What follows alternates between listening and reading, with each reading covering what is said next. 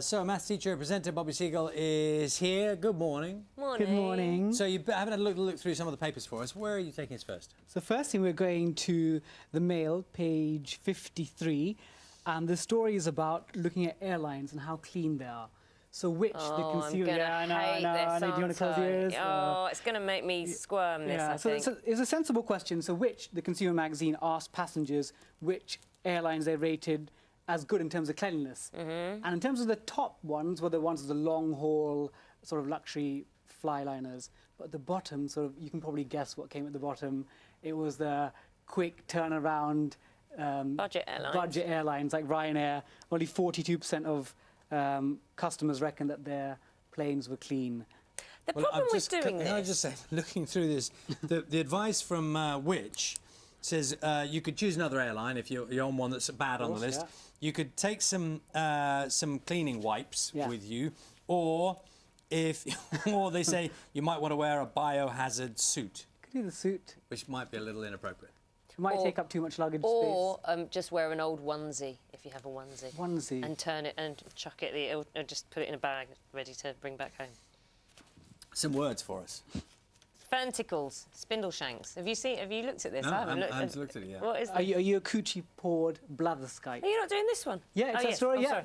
Coochie-pawed blatherskite. I didn't know what you were saying. I thought Yeah, you were no, just I was saying thinking a nonsense. dialect. The nonsense there that I said was, are you coochie-pawed? Are you left-handed blatherskite? A gossip. So I've never heard those before. Never heard those before. So what about these ones? So, fernticles? fernticles. I don't know what ferntickle is. Fernticle on this. But what language is this? So these are all different dialects. So, for example, blatherskite is from County Durham. So academics from the University of Leeds, they're looking at how dialects have changed over time.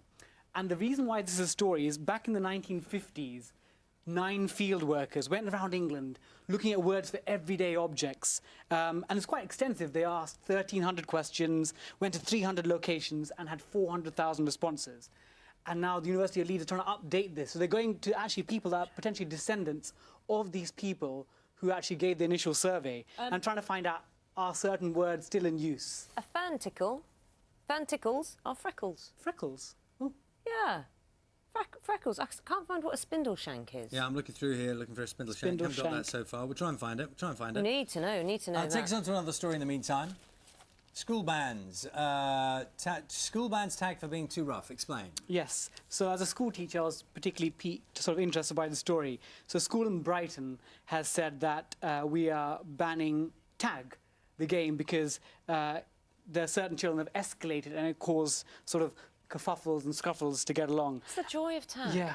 And that's the joy of it, a little bit of rough and tumble. It's getting all your energy out, isn't it, when you're a kid? And I think with this story here, I can sort of see why they're doing it, because you don't want children to get harmed. But at school, children need to learn about things like boundaries. Again, in tag, at what stage is a tap acceptable and when is a push unacceptable? Yeah. And if they don't learn that in school, where are they going to learn it? So the line from the school is that the children are being told to play with gentle hands.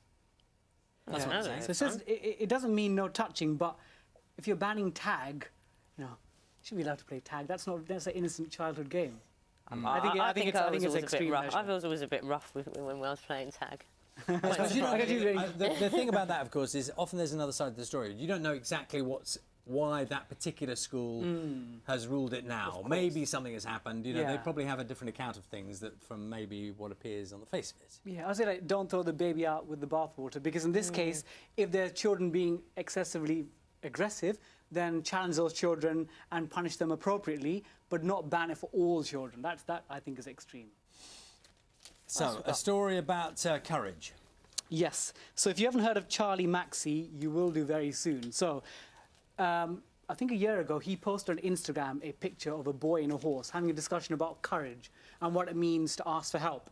And he posted it there and didn't think much of it, but it went viral. It ended up being in hospitals, therapists using it, even armies looking at PTSD.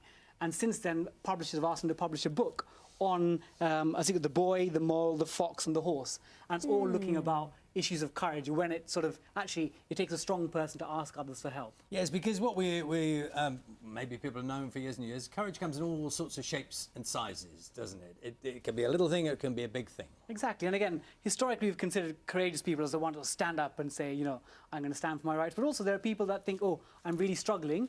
I'm going to ask someone else to help me out. And that's equally as courageous in a different way. Quick word on this one as well. There's chains. We're talking about the gloom on the high street and just like which chains are suffering, and also what happens when we see good shops or popular shops go, and the impact on the high street, and with now mamas and papas. Yeah, and I think this is, again, every time I come to the paper review, there's pretty much a news story about this retail outlet, physical outlet, and I think if stores don't compete in terms of pricing with online outlets, they're not going to survive. So there's simple economics there.